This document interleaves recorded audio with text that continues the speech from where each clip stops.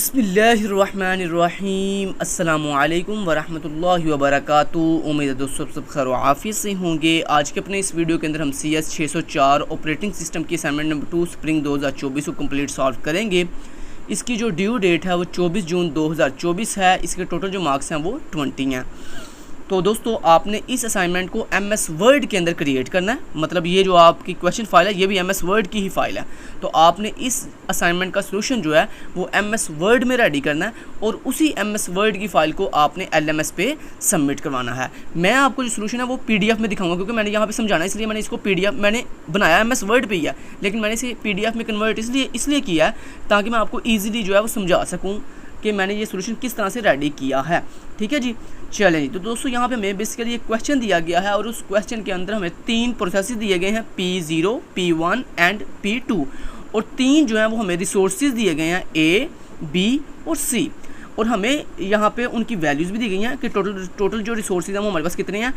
हमारे पास रिसोर्सेज 3 हैं, A, B और C। A रिसोर्स जो है वो उसकी वैल्यू 7 है, मतलब हमारे पास A जो है वो 7 रिसोर्सेज अवेलेबल हैं, और B के हमारे पास 2 रिसोर्सेज अवेलेबल हैं, C के हमारे पास 3 रिसोर्सेज अवेलेबल हैं। ऐसे हमें एलोकेशन मैट्रिक्स दिया गया है कि जनाब जो प्रोसेस 0 है उसको हमारे जो रिसोर्स A है उसकी 0 वैल्यू दी गई, 0 रिसोर्स दिया गया है, B का 1 रिसोर्स दिया गया और C का 0 रिसोर्स दिया गया। ऐसी बाकी भी सारी वैल्यूज़ दी गई हमें।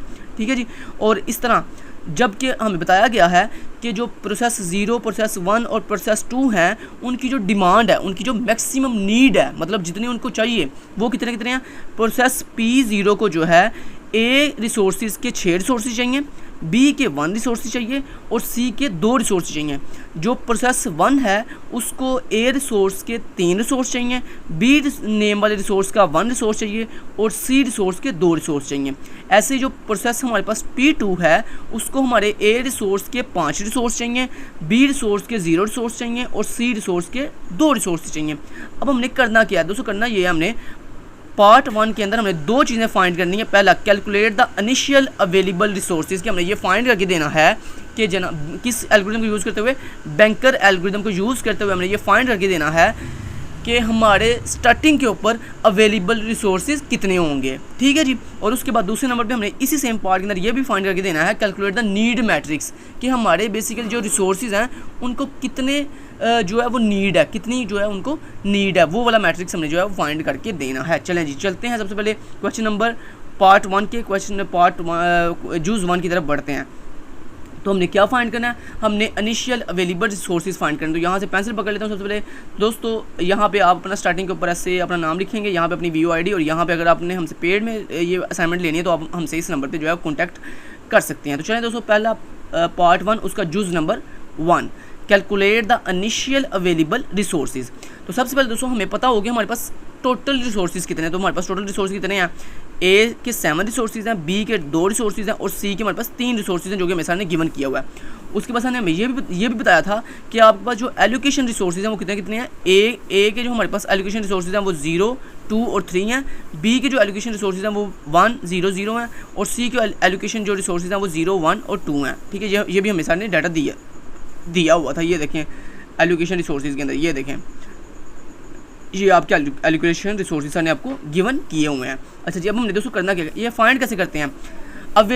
इनिशियल अवेलेबल रिसोर्सेज दोस्तों कैलकुलेट करने के लिए बड़ा आसान तरीका है कि आप सबसे पहले अपने जो A रिसोर्स है इसके तमाम के तमाम जो रिसोर्सेज हैं एलोकेशन उनको प्लस कर लो, मतलब 0 + 2 + 3। ऐसे ही B जो रिसोर्स है उसके तमाम के तमाम जो एलोकेटेड रिसोर्सेज हैं वो सारे प्लस कर लो। जैसे यहाँ पे देखो 1 + 0 + 0। उसके बाद ये C के जितने भी रिसोर्सेज आपको एलोकेट किए गए हैं ये सारे प्लस कर लो, मतलब 0 + 1 + 2। देखो हमने यही किया। सबसे पहले हमने A के तमाम रिसोर्सेज को प्लस किया। देखो A 0 + 2 + 3, ये वाले यानी 0 + 2 + 3, इनको हमने प्लस कर दिया। तो हमारे पास A के टोटल रिसोर्सेज आगे, मतलब एलोकेटेड रिसोर्सेज आगे 5, मतलब हमें जो A के रिसोर्सेज एलोकेट किए गए हैं वो कितने हैं, टोटल 5 हैं। ऐसे ही हमें B के भी फाइंड करने हैं। तो B के कैसे फाइंड करेंगे, B की मैंने अभी आपको बताया, ये देखें ये B की लाइन है, ये B वाला कॉलम है। तो B के सारे रिसोर्सेज को प्लस कर लो, 1 + 0 + 0। तो क्या जवाब आया, ये जवाब आया 1। मतलब जनाब जो B रिसोर्सेज है उसके इस वक्त टोटल जो एलोकेटेड रिसोर्सेज हैं वो सिर्फ कितने हैं, 1 हैं। और उसके बाद हमारे पास जो सी रिसोर्स है उसके कितने रिसोर्स इसके बाद एलोकेट किए गए हैं, 0 + 2 1 + 2 तो कितने बनते हैं 3, यानी 3 जो रिसोर्सेज हैं उसके सी रिसोर्स के वो एलोकेट किए गए हैं। चलो इतनी समझ आ गई कि जब भी आपने इनिशियल अवेलेबल रिसोर्सेज फाइंड करने हो, सबसे पहले जो भी हमारे पास एलोकेटेड मैट्रिक्स गिवन होता है उस एलोकेटेड मैट्रिक्स के अंदर तमाम कॉलम्स की वैल्यूज़ को प्लस करके हम अपने टोटल एलोकेटेड रिसोर्सेज फाइंड कर लेते हैं। फाइंड कर लिए। अब दोस्तों ये जो आपने ए के रिसोर्स, बी के रिसोर्स और सी के रिसोर्स ओवरऑल फाइंड किए हैं, इनमें से आपने माइनस कर देना है किसको, अपने टोटल रिसोर्सेज को। मतलब ये जो टोटल रिसोर्सेज हैं, ये जो आपके पास ए बी और सी के टोटल रिसोर्सेज थे, मतलब 7 ए के टोटल रिसोर्सेज थे, बी के 2 थे और सी के 3 थे। इनमें से आपने माइनस करने हैं ये वाले एलोकेटेड रिसोर्सेज। अब देखें, सबसे पहले जनाब आपके ए के टोटल रिसोर्स कितने हैं, 7 लिख लिया। उसके बाद ए के आपके पास एलोकेटेड रिसोर्सेज कितने हैं, तो ए के आपके पास एलोकेटेड रिसोर्सेज हमने फाइंड जो किए हैं वो हैं 5, तो 7 - 5 तो यानी अपने टोटल रिसोर्सेज में से एलोकेटेड रिसोर्सेज को माइनस कर देते हैं। तो 7 - 5 जवाब क्या आया, जवाब आया हमारे पास 2। ठीक है जी। तो इसका मतलब फिर क्या हुआ कि हमारे पास जो ए के इनिशियल रिसोर्सेज हैं वो 2 हैं। कितने हैं जी, 2 हैं। ऐसे बी के भी फाइंड करने हैं। तो सबसे पहले हम बी के कैसे फाइंड करेंगे, उसके लिए हम सबसे पहले बी के टोटल रिसोर्स देखेंगे। तो बी के जो टोटल रिसोर्स हैं वो है 2, तो बी के टोटल रिसोर्स हमें जो यहाँ पे गिवन है वो 2 हैं, और जो बी के एलोकेटेड रिसोर्सेज हमें फाइंड किए हैं वो हैं जी 1। तो 2 - 1 कितना होता है जवाब, 2 - 1 जवाब आया 1। यहाँ पे जवाब क्या आ गया, 1। इसका मतलब हमारे पास जो इनिशियल अवेलेबल रिसोर्सेज हैं किसके, बी के, वो कितने हैं, 1 हैं। जी इसका आंसर हो गया। अब सी के फाइंड करने हैं। तो सी के हमारे पास जो टोटल रिसोर्सेज हैं दोस्तों वो भी 3 हैं, और जो सी के हमारे पास एलोकेटेड रिसोर्सेज हमने फाइंड किए हैं वो भी 3 हैं। तो 3 - 3 जवाब आया 0। तो यहाँ पे देखें जो सी के इनिशियल अवेलेबल रिसोर्सेज हैं वो कितने हैं जी, 0 हैं। तो इस तरह हमने जो है फाइनल पार्ट 1 का जुज़ नंबर 1 जो है वो सॉल्व कर लिया है, और हमारे पास इनिशियल अवेलेबल सोर्सेज फाइंड होके आ गए हैं। ए के 2 हैं, बी के 1 हैं और सी के 0 हैं। चलें जी, अब चलते हैं दोस्तों पार्ट 1 के जुज़ नंबर 2 की तरफ, जिसमें हमने क्या फाइंड करना है, कैलकुलेट द नीड मैट्रिक्स। अब दोस्तों नीड मैट्रिक्स फाइंड करने के लिए आपके पास 2 चीज़ों का होना ज़रूरी है। पहला, मैक्सिमम डिमांड मैट्रिक्स आपके पास हो, और एलोकेशन मैट्रिक्स आपके पास हो। तो ये दोनों चीज़ें हमें सामने दी हुई हैं। ये देखो मैं आपको दिखा देता हूँ। ये देखो हमें सर ने, ये देखो मैक्सिमम डिमांड मैट्रिक्स भी सर ने हमें दिया हुआ है कि ए की A6 B1 एंड C2, उसके बाद देन 3 1 2, मतलब ये पूरा मैट्रिक्स है 6 1 2 3 1 2 एंड 5 0 2।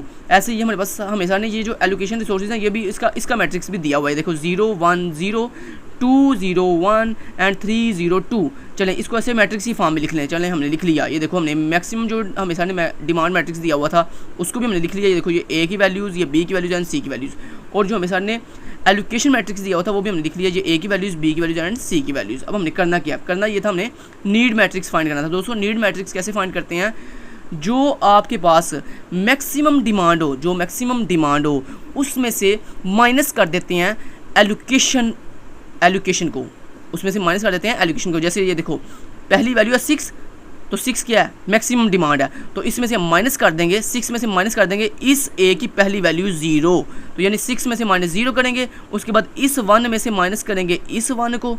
ठीक है, तो यानी कहने का सिंपल दोस्तों कहने का मतलब ये है कि मैक्सिमम मैट्रिक्स में से एलोकेशन मैट्रिक्स की वैल्यूज़ को माइनस कर देते हैं। ऐसे ही दोस्तों ये जो वैल्यू है 2, इसमें से ये वाला 0 माइनस कर देंगे, उसके बाद ये 3 में से माइनस होगा ये वाला 2, उसके बाद इस 1 में से माइनस होगा ये वाला 0, उसके बाद इस 2 में से माइनस होगा ये वाला 1, और उसके बाद इस 5 में से माइनस होगा ये वाला 3, और उसके बाद इस 0 में से माइनस होगा ये वाला 0, और उसके बाद इस 2 में से माइनस होगा ये वाला 2। तो जब आप माइनस करोगे सारी वैल्यूज तो हमारे पास नीड मैट्रिक्स आ जाएगा। तो ये देखो दोस्तों हमने क्या किया, ये देखो हमने पहले फार्मूला लिखा। फार्मूला क्या होता है, नीड मैट्रिक्स फाइंड करने का फार्मूला होता है मैक्स माइनस एलोकेशन। तो ये देखो हमने मैक्स की ये पहली जो वैल्यूज हैं ये सारी मैक्स की हैं, और ये दूसरी वैल्यूज हैं ये सारी एलोकेशन की हैं। तो 6 - 0 जवाब आया 6, 1 - 1 जवाब आया 0, 2 - 0 जवाब आया 2, 3 - 2 जवाब आया 1, 1 - 0 जवाब आया 1, 2 - 1 जवाब आया 1, उसके बाद 5 - 3 बाकी सारे ऐसे हम निकाले। This is my need matrix. तो हमने दोस्तों नीड मैट्रिक्स भी फाइंड कर लिया है। तो उम्मीद करता हूँ आपको पार्ट 1 के दोनों जूस जो हैं उनकी बहुत ही अच्छे से समझ आई होगी, क्योंकि इतने अच्छे से यूट्यूब के ऊपर अल्हम्दुलिल्लाह कोई नहीं समझाएगा जितने अच्छे से मैंने क्लियरली आपको एक पॉइंट जो है क्लियर किया कि जनाब ये वैल्यू कैसे आई हैं। अब नेक्स्ट चलते हैं पार्ट नंबर 2 की तरफ। इसमें दोस्तों हमने क्या करना है, determine if the current system state is safe.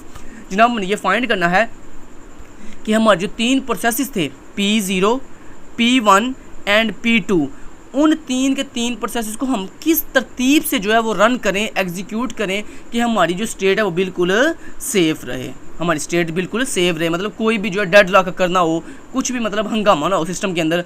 तो हम यानी इस तरह से अपने प्रोसेसेस को एग्जीक्यूट करवाना चाहते हैं कि हमारी जो प्रोसेसेस हैं वो अच्छे से रन भी हो जाए, कोई डेड लॉक भी करना हो और हमारे सिस्टम में भी कोई ख़राबी ना आए। तो दोस्तों सबसे पहले हमने क्या किया, सबसे पहले हमने अपने जो हमें सर ने वैल्यूज़ दी, ये सारी वैल्यूज़ हमारी हमें सर ने दी हुई हैं। सबसे पहले हमने क्या लिखा, हमने बताया कि हमारे जो इनिशियल अवेलेबल सोर्सेज हैं वो कितने हैं, 210। ये इनिशियल अवेलेबल सोर्सेज हमने कहाँ से निकाले हैं, ये देखो हमने ऊपर फाइंड किए तो आए थे। ये देखो जूज पार्ट 1 के जूज नंबर 1 के अंदर ये देखो हमने ये हमने इनिशियल अवेलेबल सोर्सेज फाइंड किए थे A2, B1 एंड C0, मतलब 210। तो यानी ये देखो मैं आपको दिखा देता हूँ, यही मैंने यहाँ पे लिख के दिखाया आपको। तो ये A की वैल्यू है, ये A के रिसोर्सेज हैं, ये B के रिसोर्सेज हैं एंड ये C के इनिशियल अवेलेबल रिसोर्सेज हैं। तो ये कैसे फाइंड किया, ये मैंने ऊपर आपको सिखा दिया। तो 210। उसके बाद नीड मैट्रिक्स हमने अभी फाइंड किया। ये देखो ये हमने नीड मैट्रिक्स फाइंड किया 602111200। तो ये हमने, तो दोस्तों जब भी आपने अपने करंट सिस्टम की स्टेट को सेफ फाइंड करना हो तो दोस्तों उसके लिए सबसे पहले हमें चाहिए होता है initial available sources, need matrix, और तीसरे नंबर पे हमें चाहिए होता है एलोकेशन मैट्रिक्स। और ये एलोकेशन मैट्रिक्स हमेशा ने दिया हुआ है, ये देखो ये एलोकेशन मैट्रिक्स हमेशा ने दिया हुआ है। समझ आ गई कि किस प्रोसेस को कितने कौन से रिसोर्स जो हैं वो एलोकेट किए गए हैं। तो ये हमने ये तीनों चीज़ें यहाँ पे लिख ली। अब जनाब आपने स्टेप बाय स्टेप जो चेकिंग करनी है कि कौन सा प्रोसेस जो है सबसे पहले एग्जीक्यूट होगा। तो सबसे पहले दोस्तों हम किस प्रोसेस को चेक करेंगे, P0 को। दोस्तों P0 को किसी भी प्रोसेस को चेक कैसे करते हैं, सबसे पहले हम ये फाइंड करते हैं कि उसको कितनी नीड है, उस प्रोसेस को कितने रिसोर्सेज की नीड है। तो यहाँ पे देखो हमारे पास नीड मैट्रिक्स कहाँ पे है, ये नीड मैट्रिक्स है। इसके अंदर दोस्तों ये जो पहली वाली रो है ना, ये पहली वाली पूरी रो है, ये रिप्रेजेंट कर रही है आपके प्रोसेस 0 की वैल्यूज़ को।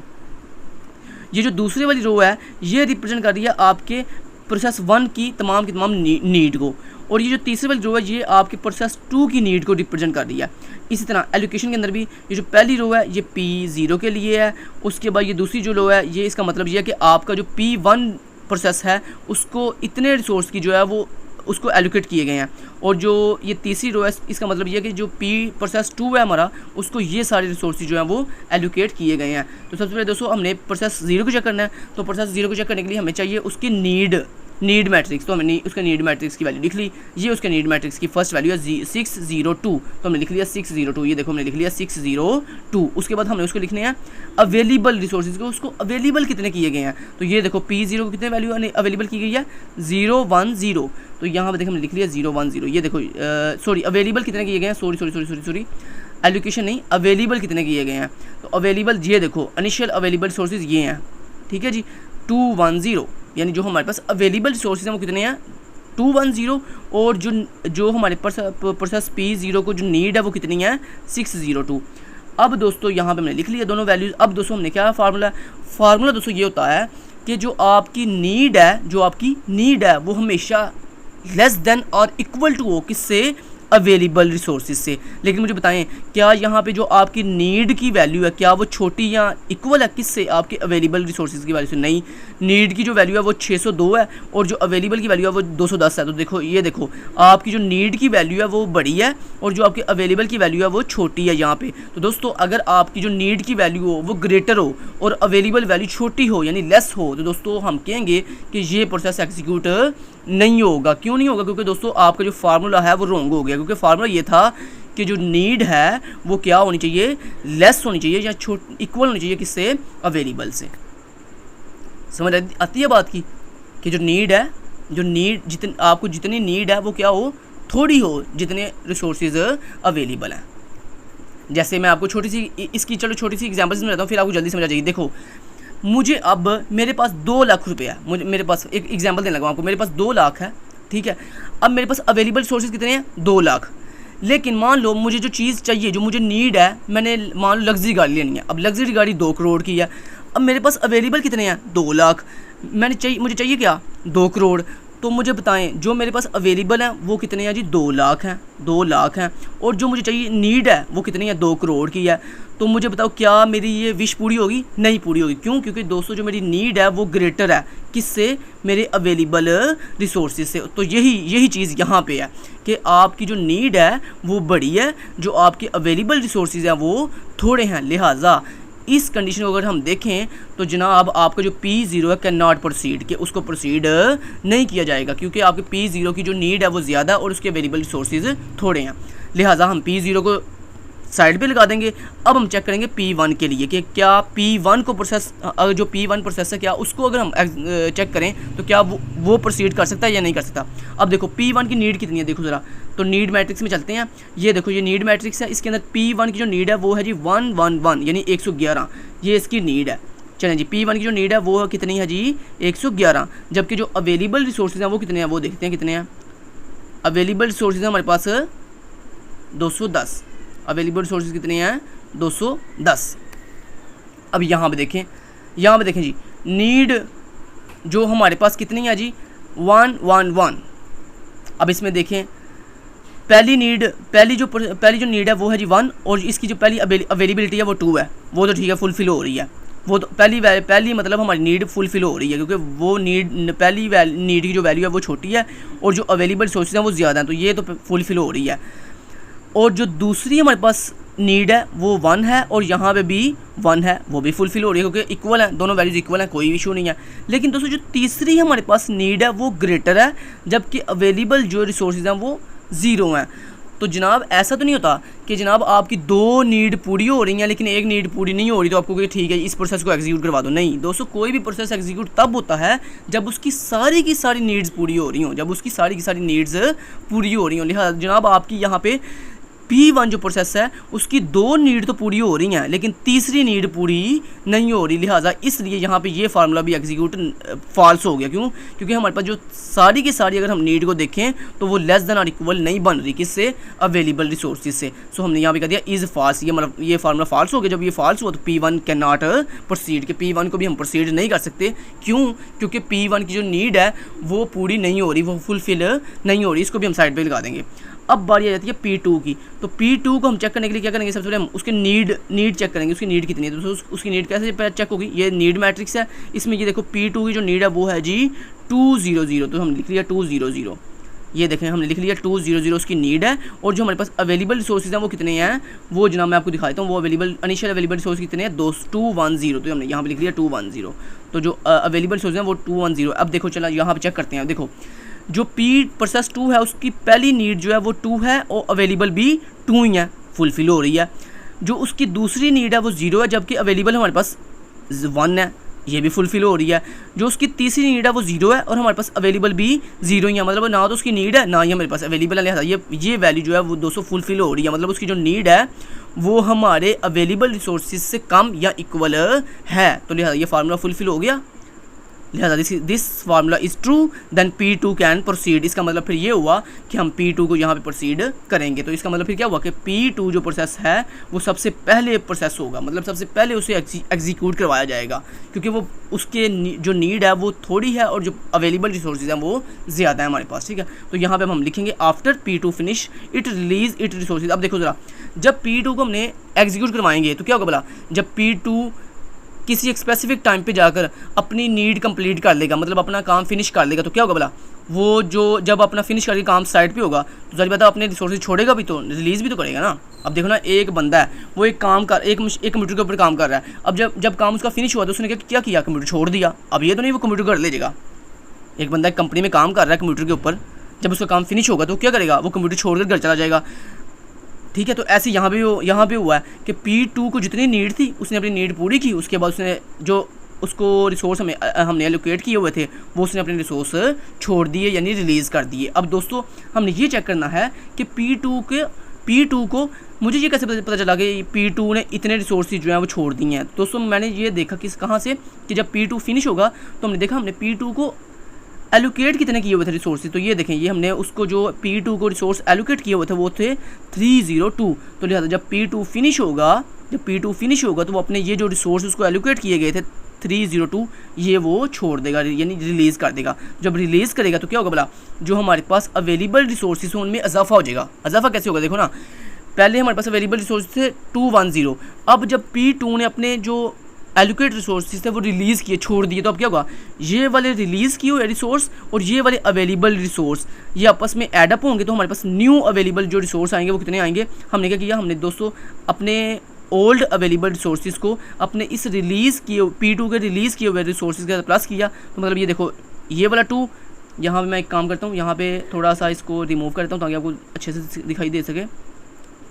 तो दोस्तों जब भी ये बात याद रखिएगा, जब भी कोई प्रोसेस जो है, जब भी कोई प्रोसेस अपने रिसोर्स छोड़ता है तो फिर हम क्या करते हैं, जो अवेलेबल रिसोर्सेज होते हैं उनमें इस रिलीज़ किए हुए रिसोर्स को प्लस कर देते हैं। तो ये देखो, ये पहला 2 और ये वाला पहली वैल्यू 3, तो ये आपस में प्लस होंगे 2 + 3। उसके बाद ये वाला 1 और ये वाला 0 आपस में प्लस होंगे, तो 1 + 0 जो जवाब आया ये 1 + 0। उसके बाद ये वाला 0 और ये वाला 2 आपस में प्लस होंगे, तो जवाब आया 0 + 2, जवाब आया 2। तो मतलब हमारे पास जो 200 न्यू अवेलेबल रिसोर्सेज आए हैं वो कितने आए हैं, 512, मतलब 512 हमारे पास न्यू अवेलेबल रिसोर्सेज हैं। अब जनाब आपके ये जो ओल्ड रिसोर्सेज हैं ये अब ख़त्म हो गए हैं, क्योंकि अब हमारे पास न्यू अवेलेबल रिसोर्सेज आ चुके हैं। चलें, अब दोस्तों P2 तो प्रोसेस हो गया, अब बाकी कौन से 2 प्रोसेस रह गए हैं, एक P0 रह गया और एक P1 रह गया।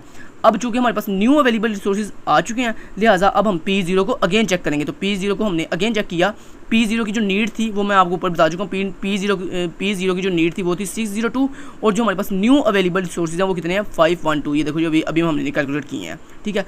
सो दोस्तों चेक करें, क्या P0 की अब विश पूरी हो रही है। ये देखो, उसके पहली वैल्यू है 6, तो यस 6, और हमारे पास अवेलेबल कितने हैं, 5। नहीं, उसकी नीड पूरी नहीं हो रही, क्योंकि दोस्तों उसकी पहली जो नीड है वो 6 है, हमारे पास जो अवेलेबल है वो 5 है, लिहाजा उसकी नीड पूरी नहीं हो रही। लिहाजा हमने यहाँ पे कर दिया नीड 0 <= अवेलेबल इज़ फॉल्स, कि हमारे पास ये जो P0 प्रोसेस है इसकी नीड पूरी नहीं हो रही, लिहाजा P0 के नॉट प्रोसीड किए, इसको प्रोसीड नहीं किया जाएगा। अब जब इसको प्रोसीड नहीं किया जाएगा तो फिर हम अगेन किसको चेक करेंगे, P1 को चेक करेंगे कि क्या P1 प्रोसीड हो सकता है। यस, चेक करते हैं। हमारे पास जो P1 की नीड थी वो 111 थी और जो हमारे पास अवेलेबल रिसोर्सेज हैं वो कितने हैं, 512। देखो यहाँ पे देखो, P1 की जो पहली नीड है वो फुलफिल हो रही है, देखो उसकी नीड छोटी है और जो अवेलेबल रिसोर्सेज हैं वो बड़े हैं। उसके बाद इस तरह दूसरी वैल्यू भी पूरी हो, दूसरी नीड भी पूरी हो रही है, तीसरी नीड भी पूरी हो रही है। लिहाजा यहाँ पे हमने कहा since need 1 <= available is true, कि हमारे पास जो P1 प्रोसेस है उसकी नीड थोड़ी है, जो अवेलेबल रिसोर्सेज हैं वो ज़्यादा हैं या इक्वल है, लिहाजा P1 कैन प्रोसीड। कि जनाब हमने दूसरे नंबर पर P2 को प्रोसेस करेंगे, यानी एग्जीक्यूट करेंगे। जब दोस्तों P2 नहीं P1 को प्रोसेस करेंगे। जब दोस्तों P1 प्रोसेस हो गया, जब वो फिनिश हो जाएगा तो वो भी क्या करेगा, वो भी अपने एलोकेटेड रिसोर्सेज छोड़ देगा। अब उसको एलोकेट कितने किए गए थे ये हम देख लेते हैं ऊपर जाके। ये देखो दोस्तों, P1 को जो रिसोर्स एलोकेट किए गए थे वो थे 201, तो यहाँ पे लिख लो 201 जो उसने रिसोर्स छोड़े हैं। तो ये जनाब उसने रिसोर्स छोड़े हैं 201। अब इन रिलीज रिसोर्सेज को हम अपने इस अवेलेबल रिसोर्सेज के साथ प्लस करेंगे, तो हमारे पास जो न्यू अवेलेबल रिसोर्स आएंगे वो ये हैं 713। ये हमारे पास न्यू अवेलेबल रिसोर्सेज हैं। चलें जी, P1 भी प्रोसेस हो गया, P2 भी प्रोसेस हो गया, बाकी कौन बच गया, P0। अब P0 को हम अगेन चेक करेंगे, तो P0 की नीड थी 602 और जो हमारे पास न्यू अवेलेबल रिसोर्सेज आए हैं वो हैं जी 713। अब देखो उसकी पहली वैल्यू है, नीड है 6 और हमारे पास अवेलेबल 7 है। उसकी नीड है 0, हमारे पास अवेलेबल है 1। उसकी नीड है 2, हमारे पास अवेलेबल है 3। इसका मतलब फिर क्या हुआ, ये फार्मूला फुलफिल हो गया, ट्रू हो गया, क्योंकि दोस्तों P0 जो प्रोसेस है उसकी नीड अब थोड़ी है जबकि अवेलेबल रिसोर्सेज ज़्यादा हैं। लिहाजा यहाँ पे हम कहेंगे P0 कैन प्रोसीड, कि उसको प्रोसीड किया जाएगा। आफ्टर P0 वो अपने रिसोर्सेज छोड़ देगा। जब वो रिसोर्सेज छोड़ेगा तो उस रिलीज रिसोर्सेज को हम अपने अवेलेबल रिसोर्सेज के साथ प्लस करेंगे, तो हमारे पास जो न्यू अवेलेबल रिसोर्सेज आएंगे वो आएंगे 723। तो अब आपने ये चेक अभी आपने ये वेरीफाई करना है कि जो आपके न्यू अवेलेबल रिसोर्सेज आए हैं क्या ये मैच कर रहे हैं जो हमें सर ने स्टार्टिंग के ऊपर अवेलेबल रिसोर्सेज दिए थे। ये देखो, हमें सर ने बताया था कि स्टार्टिंग के ऊपर हमारे पास जो टोटल रिसोर्सेज हैं वो कितने हैं 723 और हमारे पास लास्ट के ऊपर जो आंसर है वो भी यही है। ये देखो 723। तो इसका मतलब फिर क्या हुआ, हमारा आंसर बिल्कुल करेक्ट है, बिल्कुल ठीक है। तो अब जनाब पहले आपने किसको एग्जीक्यूट किया, P2 को, फिर आपने किसको एग्जीक्यूट किया, P1 को, फिर आपने किसको एग्जीक्यूट किया, लास्ट पे P0 को। लिहाजा दोस्तों हमने अब बताना सीक्वेंस कि वो कौन सा सीक्वेंस है जिस सीक्वेंस को एग्जीक्यूट अगर हम करें तो हमारे तमाम के तमाम प्रोसेस अच्छे से एग्जीक्यूट होंगे। तो दोस्तों ये वो सीक्वेंस है P2, P1 एंड P0 कि सबसे पहले हम P2 को प्रोसेस करेंगे, फिर हम P1 को प्रोसेस करेंगे, फिर हम P0 को प्रोसेस करेंगे। तो हमारा सिस्टम जो है वो बिल्कुल सिक्योर रहेगा, बिल्कुल सेफ़ रहेगा, कोई भी डेडलॉक अकर नहीं होगी। उम्मीद करता हूँ आपको वीडियो की बहुत अच्छे से समझ आई होगी, आपने पूरी असाइनमेंट खुद से बना ली होगी। ये देखो सारी मैंने आपको साथ साथ दिखाई भी है कि कैसे कैसे मैंने क्या क्या किया है। तो जनाब आपको सारी असाइनमेंट की समझ आई भी है। मैं एक दफ़ा एक काम करता हूँ, मैं यहाँ पे ना ये अरेज़र लेता हूँ और यहाँ से मैं इसको सारा रिमूव करता हूँ और आपको एक दफ़ा दिखा देता हूँ कि जो सोल्यूशन है वो आप एक दफ़ा नोट कर लो। फिर अगर आपको कि यार ये गंद मार दिया था, ठीक है, तो यहाँ मैं इसको एक दफ़ा आपको दोबारा से दिखा देता हूँ कि मैंने ये जो है कैसे लिखा है सारा कम्प्लीटली। ठीक है जी, अच्छा जी, ये लिख लो आप फटाफट से, इसको नोट कर लो। चलते हैं वापस यहाँ पे। ओके जी, तो यहाँ पे हमने ये सारा रिमूव कर दिया। ओके जी, तो उम्मीद करता हूँ आपको क्लियर दिखाई दे रहा होगा। अब आपके पास कोई यहाँ पे गंद गुंद नहीं नज़र आ रहा आपको, बिल्कुल क्लीन अप कर दिया मैंने। ठीक है, स्टार्ट के ऊपर भी इसको क्लीन अप कर देता हूँ। ये देखें जी, ये बिल्कुल क्लीन अप है। ये वैल्यूज़ आप फटाफट से आप लिख लें। ये बिल्कुल क्लीन अप आपकी वैल्यूज़ मैंने कर दी हैं, सिर्फ आपकी आसानी के लिए कर रहा हूँ कि आपको बिल्कुल क्लियर हो सके हर चीज़। ये लो जी, आप इसको फटाफट से नोट कर लो। ये लो जी, इसको भी मैंने क्लीन अप कर दिया। साथ साथ नोट करते जाओ। एक मिनट दिखाता हूँ मैं आपको, एक मिनट में पहले रिमूव कर लूँ, फिर आपको दिखाता हूँ नए सिरे से कि मैंने कैसे ये सारा प्रोसेस किया है। समझ तो आपको उम्मीद आ गई होगी, आपने बल्कि खुद भी कर दिया होगा सारा कंप्लीट। फिर भी मैं एक दफ़ा उन स्टूडेंट्स के लिए जिन स्टूडेंट्स को फिर भी सही से नज़र नहीं था आया है, उनको मैं एक दफ़ा फिर से सोल्यूशन दिखा देता हूँ लास्ट पे। ठीक है जी, तो यहाँ पे उम्मीद है आपको यहाँ तक समझ आ गई होगी। ओके जी, तो यहाँ पे इसको भी मैंने ख़त्म कर दिया, इसको भी ख़त्म कर दिया, इसको भी ख़त्म कर दिया। ओके जी, तो ये हो गया हमारे पास फिनिश सारे जी। ले जी, सारा रिमूव कर दिया मैंने आपकी आसानी के लिए, सारा क्लीन अप हो गया। अच्छा जी, दिखाता हूँ अब नए सिरे से आपको। ये लें जी, देख लें जी। अब ये आपका सोल्यूशन है, ये पार्ट नंबर 1 का जुज़ नंबर 1, उसमें ये आपका सोल्यूशन है। ठीक है, टोटल रिसोर्सेज आपने पहले लिखने हैं, फिर एलोकेशन मैट्रिक्स, ये तो सारे अवेलेबल हमें दिए हुए थे, ये तो लिखने की ज़रूरत ही नहीं है। ये यहाँ पे सबसे पहले यहाँ से स्टार्ट हो रहा है। एलोकेटेड रिसोर्सेज हमने कैसे प्लस किए वो मैंने आपको सिखा दिया। ये फटाफट से नोट कर लो। ये लो, मैंने वीडियो पॉज की हुई है, सॉरी वीडियो आपने पॉज करनी है, सॉरी मैंने मतलब कर रहा हूँ। ये आपके जो है ना पार्ट जुज़ नंबर 2 का, पहले आपने डिमांड मैट्रिक्स लिखा, फिर आपने एलोकेशन मैट्रिक्स लिखा, फिर उसके बाद ये आपका आंसर है। ये फार्मूला नीड मैट्रिक्स ऐसे फाइंड करना, मैक्स माइनस एलोकेशन, तो ये आपके बस आंसर आ जाएगा कुछ इस तरह से। ठीक है जी, उसके बाद हमारे पास पार्ट 2 आ चुका है। ये पार्ट 2 के अंदर आपने इस तरह से सबसे पहले इनिशियल अवेलेबल रिसोर्सेज लिखे, फिर आपने नीड रिसोर्सेज लिखे और मैट्रिक्स लिखा, और फिर एलोकेशन मैट्रिक्स लिख दिया आपने। उसके बाद आपने क्या किया, उसके बाद आपने स्टेप बाय स्टेप चेकिंग की। P0 की पहले चेकिंग की, फिर P1 की चेकिंग की, फिर आपने P2 की चेकिंग की। ठीक है जी, तो उम्मीद आपने यहाँ तक नोट कर लिया। ओके जी, नेक्स्ट दिखा देता हूँ आपको एक दफ़ा। ये P0 की चेकिंग हो रही है, P1 की चेकिंग हो रही है, एंड P0 की फिर अगेन से चेकिंग हो रही है। तो उम्मीद आपने यहाँ तक भी वीडियो पॉज करके अच्छे से नोट कर लिया होगा। नेक्स्ट जनाब लास्ट पे ये तो सीक्वेंस हमने बताया P2, P1 एंड P0। Thank you so much, till then guys, take care, अल्लाह हाफिज़।